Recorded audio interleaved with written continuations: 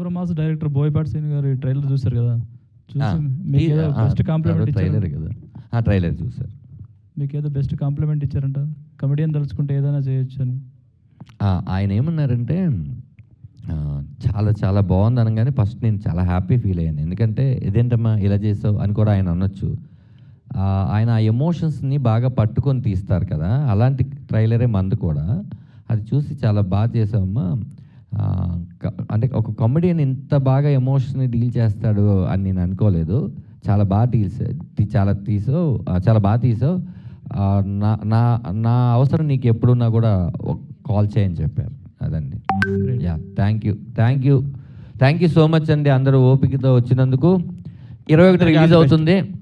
రేపు free release ఈవెంట్లో కలుద్దాం, అలాగే ప్రీమియర్స్లో కలుద్దాం.